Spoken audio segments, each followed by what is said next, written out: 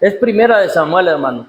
Dios les bendiga, hermanos, y un gusto estar con ustedes para compartirles la palabra el día de hoy. Como mencioné, nuestro pastor anda en otra misión y hoy me tocó a mí esta misión para glorificar el nombre de Dios y bendecir sus almas como me ha bendecido Dios mi vida, hermanos. Primera de Samuel, capítulo 30, hermanos, versículo 1. Vamos a leer hasta el 10. ¿Lo tenemos, hermanos? La palabra del Señor la leemos honrando al Padre, al Hijo y al Espíritu Santo de Dios. Cuando David y sus hombres vinieron a Siclac, y al tercer día los de Amalec habían invadido el Nivel, y habían asolados a Siclac, y le habían prendido fuego,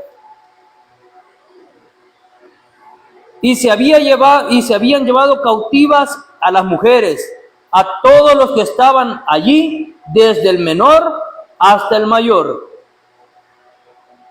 Pero a nadie habían dado muerte, sino se los habían llevado al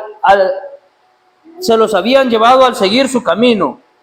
Vino pues David con los suyos a la ciudad, y he aquí que estaba quemada, y sus mujeres y sus hijos e hijas habían sido llevados cautivos. Entonces David y la gente que con él estaba alzaron su voz y lloraron hasta que les faltó las fuerzas para llorar. Las dos mujeres de David, Ahinoam, que es israelita, y Abigail, la que fue mujer de Nabal, el de Carmel, también eran cautivas. Y David se angustió mucho porque el pueblo hablaba de apedrearlo, pues todo el pueblo estaba en amargura, amargura de alma, cada uno por sus hijos y por sus hijas, mas David se fortalecía en Jehová su Dios. Y dijo David al sacerdote Abiatar, hijo de Ahimelech: yo te ruego que me acerques el efod. Y Abiatar acercó el efod a David. Y David consultó a Jehová diciendo: ¿perseguiré a estos merodeadores? ¿Los podré alcanzar? Y él le dijo: síguelos, porque ciertamente los alcanzarás, y de cierto librarás a los cautivos. Partió pues David, él y los 600 hombres que con él estaban, y llegaron hasta el torrente de Besor, donde se quedaron algunos. Y David siguió adelante con sus 400 hombres, porque se quedaron atrás 200 que cansados no pudieron pasar el torrente de Besor. Hasta ahí leemos, hermanos. Vamos a orar para que el Señor nos bendiga el día de hoy. Padre nuestro que está en el cielo, bendito y maravilloso Dios, venimos ante tu presencia, Señor, necesitados de ti, porque nuestra alma, Señor, no hay nada en este mundo que la pueda llenar, sino que solo tú, tu Espíritu Santo, tu palabra, tu presencia, oh Dios. Llénanos de ti y de la abundancia de tus misericordias, Señor amado. Fortalece nuestra fe, guía nuestra mente, corazón, a la obediencia de tu palabra. Bendice a mis hermanos, fortalécenos en el nombre de Jesucristo, tu Hijo amado, te lo pedimos, Señor. Amén. Voy a hablar de un tema, hermanos, el cual se llama cuando las crisis o las dificultades vienen a nuestra vida. En los versículos que acabamos de leer, se narra de una dificultad que David y todos sus hombres, sus guerreros que lo seguían y veían en David un líder, el cual ellos consideraban que David era el ungido de Dios, y por cuanto ellos querían estar con David, primeramente porque era un hombre temeroso de Dios, segundo porque era un gran líder, y tercero porque David más que verlos como soldados a ellos, los veía como familia, como el pueblo de Dios al cual amaba y protegía. Entonces David anda huyendo. Saúl se ha dado la tarea de enfocarse en proteger, cuidar y guiar al pueblo de Dios a la batalla. Se ha dedicado más a perseguir a David. Lo ha perseguido, en el cual David, él se sentía diciendo, ¿por qué el rey persigue a una pulga?, le dice. O sea, lo que él le quiere dar a entender es, ¿por qué se enfoca en alguien tan insignificante como yo, habiendo cosas más importantes? Pero pese a eso, Saúl no le importaba. Era el celo que él sentía por David ser un gran guerrero, poder matar a un gigante de los filisteos, y a la misma vez las mujeres al ver eso empezaron a cantar una canción que exaltaba a David más por encima de Saúl, el cual la canción decía: Saúl mató a 1000 y David a sus 10,000. Poquito le daban a Saúl, ¿verdad? Pero bien merecido lo tenía David, porque las hazañas que él hacía era de uno entre miles, hermano, entre 10,000, diría yo. Entonces lo que David hacía no era cualquier cosa. Ahora David, en su temor, que él ya está experimentando o se está dando cuenta que ya Israel ya no es suficientemente lugar adecuado para esconderse de Saúl, él decide irse con los filisteos. Y David engaña a uno de los filisteos, a un rey filisteo, le dice: si usted me recibe a mí, quizás me toma como alguno de sus soldados del ejército, yo voy a pelear contra Israel. Y claro, este rey se cree la versión de David. Y entonces, este David, cuando él lo enviaban a pelear contra Israel, lo que él hacía era no ir a pelear a Israel, sino ir a otros pueblos, a otros lugares, a hacer la guerra contra esas ciudades que eran enemigas de Israel. O sea, David, pese que quien lo ha acogido, quien lo ha de algún modo dado protección, él no actúa como un impío, sino que él sabe que Israel es el pueblo de Dios al cual hay que proteger y cuidar. Y a eso se dedica David. Llega un punto en que ocurre una gran batalla. Y en esta batalla ocurre más adelante la muerte de Saúl. Cuando David empieza a pelear las batallas de los filisteos, él deja a las mujeres, a los niños, como decimos, guardado o resguardado, para que ellos no sufran el peligro de la batalla. Recuerden, es una guerra. Entonces, David se va con sus hombres a la batalla y se da cuenta que cuando regresa ocurre una gran tragedia. Los amalecitas habían atacado el campamento cuando más vulnerable estaba. Entonces, los amalecitas era un pueblo aborrecido por Dios, porque cada vez que aparecen los amalecitas en la Biblia, ocurren nunca peleando de frente, sino por la retaguardia. Cuando iban el pueblo de Israel saliendo de Egipto, ellos no atacaron por el lado de enfrente de Israel, sino por la parte de atrás. ¿Y a quiénes metemos en la retaguardia, hermanos? Bueno, en el tiempo de la guerra, a los más vulnerables, las mujeres y los niños. Entonces estos eran tan miserables que atacaban la parte más débil de Israel, y Dios se enojó contra ellos. Ahora, estos mismos amalecitas atacan el campamento vulnerable de David, y ellos prenden fuego a la ciudad o al campamento. Se llevan a todas las mujeres y roban a sus hijos e hijas.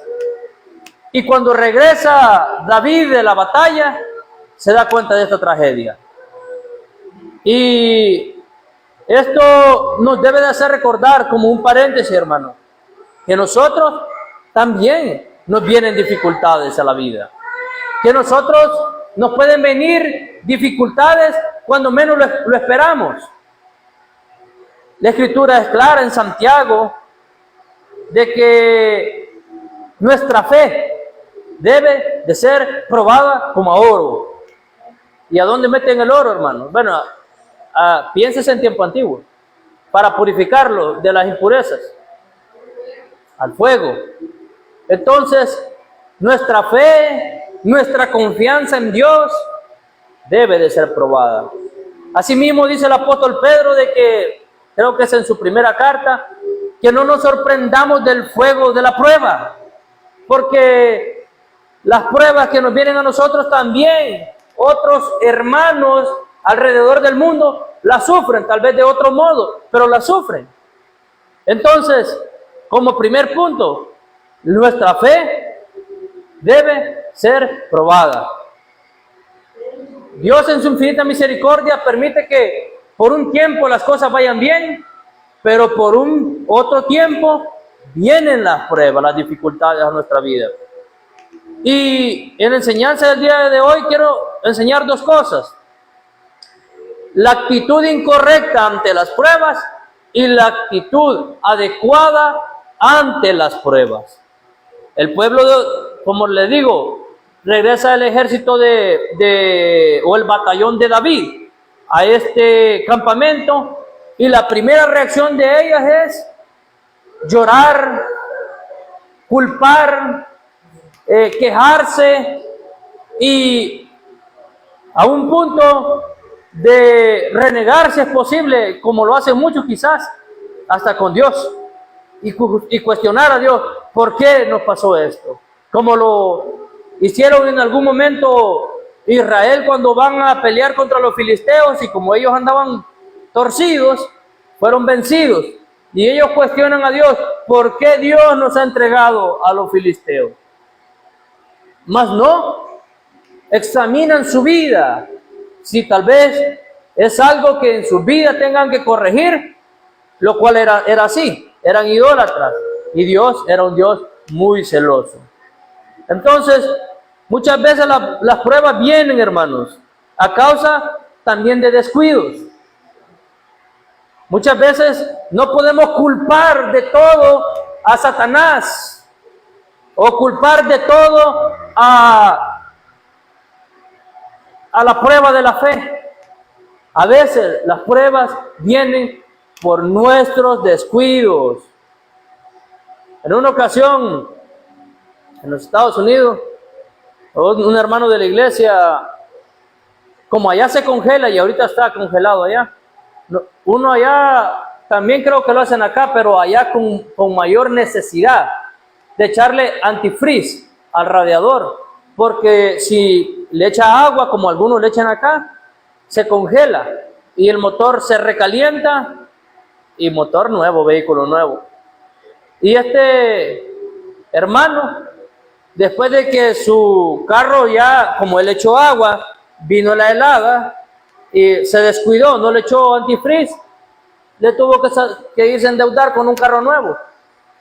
Y él pone la foto vieja del carro que se le dañó con el carro nuevo, y él dice: Jehová dio, Jehová quitó, sea el nombre de Jehová bendito. Y le mando un mensaje y le digo yo: ¿qué tiene que ver Dios con lo que te ha pasado? Y me dice: ¿por qué me decís eso? ¿Qué tiene que ver Dios que tú no le hayas echado antifreeze al carro y que se te haya arruinado? Eso fue un descuido tuyo. No puedes decir de que Jehová dio y Jehová te lo quitó. Entonces, y luego dice que Jehová dio y se fue a endeudar al dealer de carro. Entonces, y se enojó conmigo. Entonces, pero a lo que voy es esto, hermano: no podemos culpar, no podemos decir que el diablo es el que nos está poniendo a prueba siempre, y ni podemos decir que nuestra fe está siendo a prueba probada, perdón, sino que muchas veces es por nuestros descuidos. Fíjese que Dios en la lección que ocurrió con David acá, Él se está enseñando algo. No dejen el campamento solo. No dejen a los que están vulnerables solo, porque ahí se habían quedado solo las mujeres y los niños. No podían quedarse solos, no debían quedarse solos, y la lección le salió cara a David y a todos sus hombres. Pero vamos a ver la actitud de ellos ante estas pruebas. Y el 2, y se habían llevado cautivas, dice, a las mujeres, perdón, el 1. No, perdón, el 2. Y se habían llevado cautivas a las mujeres y todos los que estaban allí, desde el menor hasta el mayor, pero a nadie habían dado muerte. Gracias a Dios por eso. Si no se los habían llevado al seguir su camino. Vino pues David con los suyos a la ciudad, y he aquí que estaba quemada, y sus mujeres y sus hijos e hijas habían sido llevados cautivos. Entonces David y la gente que con él estaba alzaron su voz y lloraron hasta que les faltaron las fuerzas para llorar. Las dos mujeres de David, Ahinoam, Jezreelita, y Abigail, la que fue mujer de Nabal, el Carmel, también eran cautivas. David se angustió mucho porque el pueblo hablaba de apedrearlo. El líder que siempre le había dado conquistas, como nadie es perfecto, ¿verdad? Aquí en este mundo todos nos equivocamos, y ahora David tiene un fracaso. Donde quiera que llevaba David a este grupo de soldados, habían victorias y victorias. Y cuando viene el fracaso, apedrearlo quiere.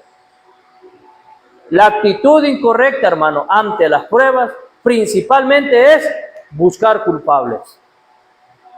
Empezar a decir, si este hubiera estado aquí, si no hubiéramos ido a donde nos llevaron, y así. A veces las tragedias vienen, hermano, a veces las dificultades vienen. Pero la pregunta es, ante las dificultades, ya sean personales o grupales, ¿cómo vamos a actuar nosotros? Culpando a otros, si no le hubiera hecho caso a aquello que me dijo aquella persona. El problema es empezar a buscar culpables. Es mejor pensar qué podemos hacer para cambiar esa situación, personalmente hablando. Entonces, las pruebas nos alinean a la voluntad de Dios, hermano. Tal vez hay áreas de nuestra vida que no están alineadas a la voluntad de Dios, y Dios nos permite pruebas, aflicciones a nuestra vida para alinearnos conforme a su voluntad. A mí me ha pasado, hermano. Dios me ha tenido que disciplinar para que yo quizás me alinee a la voluntad de Dios. Ahora, la actitud incorrecta ante las pruebas, buscar culpables, como ya le dije, sería una. También querer desquitarse con otros. A veces pasa. Y no los soldados de David, ¿con quién se quieren desquitar? Con David. A veces tal vez como padres, no sé, las cosas nos salen mal y con los hijos nos queremos desquitar. A veces nosotros nos salen a las esposas o los esposos, las cosas nos salen mal y con el esposo nos queremos desquitar. ¿Sí? O a veces, sí, claro, los hijos cometen errores y culpan a otras personas. Entonces el asunto es de que la naturaleza humana es muchas veces no querer aceptar nuestros errores, no querer aceptar la culpa de nuestros errores, sino es de mirar a quién echarle la culpa. Hermano Tito, ¿le ha pasado? Tal vez de culpar a alguien más a usted, o de que lo culpen a usted. Pero en alguna ocasión nos pasa. Entonces, hermano, es actitud incorrecta ante las pruebas buscar, como dicen algunos, No quien me las solucione, sino quien me las pague, dicen. Entonces buscar en quién desquitarse. A David apedrear lo querían. Ya se les había olvidado todas las victorias que a través de David habían logrado. Y ahora, por un fracaso, que claro, obviamente no es cualquier fracaso, mujeres y hijos perdidos, pero David perdió 2 mujeres. Yo no sé si los demás tenían 2, pero David es parte de los que han perdido, es parte de los que están en la crisis. Entonces, es necesario principalmente, no tener la actitud correcta. Ahora, la actitud que triunfa en las pruebas, de eso vamos a hablar el día de hoy.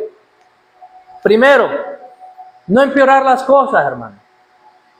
Ya de por sí la cosa es difícil, pero si nosotros empezamos a buscar culpables, a ver en quién nos desquitamos, es empeorar las cosas. Entonces, no busque culpables. Segundo, recuerde que para los hijos de Dios, a toda prueba, nuestro Dios nos dará la salida. Eso lo dice la Escritura. Dice que nuestra fe va a ser probada, pero juntamente con la prueba, ¿qué va a haber? Una salida. ¿No les ha pasado a ustedes, hermanos, que cuando están en diversas pruebas se les olvide que hay una salida? Se le olvida por alguna razón a uno. Porque toda prueba, toda aflicción, hermano, tiene fecha de caducidad. O sea, tiene un plazo hasta aquí. Y Dios nos va a dar la salida. Al principio no la vemos, pero Dios ha prometido, y le aseguro que si usted está aquí, es porque Dios lo ha sacado de todas sus aflicciones. Como leíamos en el capítulo, en el capítulo 4 de Salmo. Claman los justos y Jehová oye y los libra de todas sus angustias o temores. Ahora, no se enojen con las personas que lo han ayudado. A veces eso pasa. Nos enojamos y culpamos, como mencioné. Ahora, no se aleje de Dios. No hay gente cuando cae en crisis, eso hacen, hermano. Ya no se alejan no solamente con la congregación, sino que hasta con Dios se enojan. Empiezan a culpar a Dios. ¿Por qué permitiste que mi padre y mi madre se murieran? ¿Por qué permitiste nacer yo en esta situación? ¿Por qué permitiste esto? Y empezamos a cuestionar a Dios y a Dios y a darle. Y Dios es nuestro refugio, hermano. Más bien dicho, Dios es nuestra solución. Dios es el que nos va a sacar de esa situación. Sino por el contrario, en vez de alejarnos de Dios, acerquémonos más a Dios. Fortalezcámonos en Dios. Esa es la actitud correcta. Eso fue lo que David hizo, a diferencia de todos los demás que se estaban quejando, llorando, angustiados, empezando a culpar a uno. Entonces, aquí no están los que me lo hicieron, pero aquí está David con el cual me puedo desquitar. Actitud incorrecta. David hizo lo contrario. Se fortaleció en Dios. David buscó su refugio, su solución, su fortaleza estaba en Dios. Es lo que dice la Escritura, ¿verdad? Dice entonces el 4, entonces David y la gente que con él estaba alzaron su voz y lloraron hasta que les faltaron las fuerzas para llorar. Las 2 mujeres de David, Ahinoam, israelita, y Abigail, la que fue mujer de Nabal, el de Carmel, también eran cautivos. El 6. Y David se angustió mucho porque el pueblo hablaba de apedrearlo, pues todo el pueblo estaba en amargura de alma, cada uno por su hijo y por su hija. Mas David, ¿qué dice que hacía? Y David la tiene peor, porque David ha perdido, como ya dije, 2 mujeres. David ha sufrido pérdidas, pero ahora añadido al problema, a la crisis que ya el pueblo tiene, lo quieren matar, lo quieren apedrear. Desquitémonos con David, es lo que quiere decir el pueblo. Y dijo David al sacerdote Abiatar, hijo de Ahimelech: yo te ruego que me acerques el efod. Y Abiatar acercó el efod a David. El efod, hermano, era unas especies de piedra que usaban los sacerdotes en el pecho, y con ellos consultaban a Dios. Y David, en vez de irle a pedir consejo a los hombres, ¿a quién le fue a pedir consejo? A Dios. Imagínese usted en sus crisis, dificultades, ir a pedirle consejo o irle a contar su problema a aquella persona comunicativa. Y ya después, ya no solamente saben su problema, sino que hasta vergüenza tal vez tiene de que saben casi medio mundo su problema. Pero Dios, hermano, es el principal al cual debemos ir y contarle nuestra aflicción, nuestro problema. Eso fue lo que hizo David. Traigan el efod. Vamos a ver qué Dios dice en su aflicción. Como les digo, algunos que hacen, mejor se alejan de Dios, mejor se alejan de la congregación, mejor buscan a querer volver al mundo si es posible. Pero es lo contrario, en nuestra aflicción, buscar al Señor, buscar su dirección. Tal vez a modo de aplicación, pudiera decir yo que tal vez no tenemos el efod y el urín y el tumín con el cual se consultaba a Jehová Dios para obtener respuesta a cualquier ámbito de la vida, pero tenemos la palabra de Dios. Usted afligido en su crisis, en su necesidad, puede encontrar en Dios fortaleza, hermano. Puede decirle a su hijo, tal vez, no al sacerdote, tal vez, tráeme la Biblia. Vamos a ver qué quiere el Señor que haga. Tráeme la Biblia. Voy a poner a leerme la palabra de Dios para recibir la fortaleza de Dios. Y Dios, si usted le pide sinceramente en oración y lee las Santas Escrituras, Dios le responderá. Y muchas veces tal vez Dios no le va a quitar el problema, no le va a quitar la crisis, no le va a quitar la situación, pero le dará la fortaleza para que usted pueda soportar.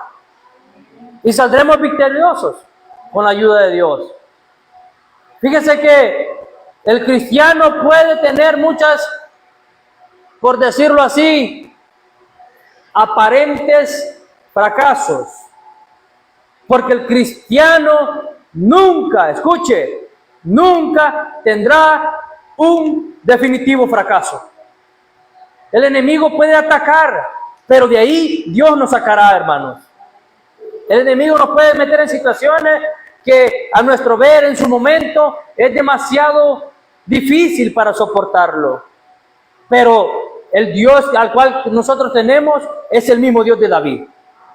Es el mismo Dios que fortaleció a David, que le dio la solución y los libró de su angustia. Ante la crisis, hermano, ¿qué vamos a hacer? ¿Se fortalecerá en Dios usted? ¿O quizás se apartará más de Dios? Aquí hay dos decisiones, dos actitudes diferentes de cómo podemos afrontar nuestras crisis, nuestros imprevistos, nuestras tribulaciones, nuestras dificultades, nuestras escaseces, nuestras enfermedades, nuestras carencias emocionales también. Fortalecernos en Dios, hermano. Salmo 34, que dice: claman los justos y Jehová los oye y los libra de todos sus temores. Ese ha sido el salmo en el cual yo me he fortalecido en mis angustias, hermano. Acordándome de que mi Dios me puede sacar de todas esas situaciones. Y le digo, estoy aquí por la misericordia de Dios, porque me ha sacado. Dios es maravilloso, hermano. Dios es poderoso, pero es necesario, escuche, es necesario fortalecernos en Dios. Muchas veces hacemos lo inverso, vamos con el mejor amigo y luego, y si es inconverso, ¿qué consejo le va a dar? Mejor salite de ahí, le va a decir. ¿Para qué te metiste al evangelio? Pero Dios te dice, yo te daré la victoria. Yo estaré contigo. Yo te fortaleceré. Y como dice en el Salmo, que aunque pase por el valle de sombra de muerte, no temeré mal alguno. Esa es la declaración de un hombre que ha confiado en Dios. Porque tú, dice, me darás la salida. Porque tú estarás conmigo. Entonces, Dios, hermano, ha prometido estar con nosotros. Pero ahora la pregunta es para nosotros. ¿Vamos a estar del lado de Dios cuando vengan las dificultades? ¿O vamos a actuar como los que no tienen esperanza? Nosotros tenemos una esperanza viva, hermano, en Cristo Jesús. Sí, como aplicación, lo único que puedo sacar de esta enseñanza, hermano, para su vida y para mi vida es: lea la palabra de Dios, fortalece en Dios en tiempo de aflicción.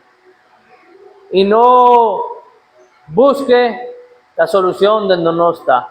Nuestro Dios tiene la solución. Amén. Y a los amigos les hacemos la invitación. Usted también sufre dificultades y crisis, pero usted no tiene esperanza. Su única esperanza es lograr disfrutar esta vida y la vida venidera, sufrir por los siglos de los siglos. En cambio, nosotros tenemos esperanza de ser librados de las angustias en nuestra vida, en esta vida y en la vida venidera. Venga a Cristo, dele su vida y confíe en Él. Fortalézcase en Él, cambie su mente conforme a la Escritura. Dios le dará dirección y propósito a su vida. Vamos a orar, amados hermanos, para darle gracias a nuestro Dios. Padre, te damos gracias, Señor. Gracias porque en tu palabra yo hallo dirección. En tu palabra yo hallo fortaleza, Señor. Que cuando la aflicción, que lo cual es normal que venga a nuestras vidas, tú estarás con nosotros, Señor. Tú nos darás la salida porque fiel eres tú, Señor.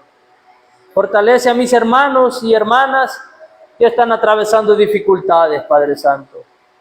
Tú nos sacarás del lodo cenagoso, Padre Santo, y nos librarás de todo el temor que tal vez hoy tenemos o lo que en el futuro lleguemos a tener, porque tú has prometido estar con nosotros todos los días de nuestra vida hasta el fin del mundo. Gracias te damos, amado Dios, y bendice, Padre, a tu pueblo con tu presencia, con tu palabra y con tu Espíritu, Padre Santo. Gracias. En el nombre de Jesús te lo pedimos. Amén.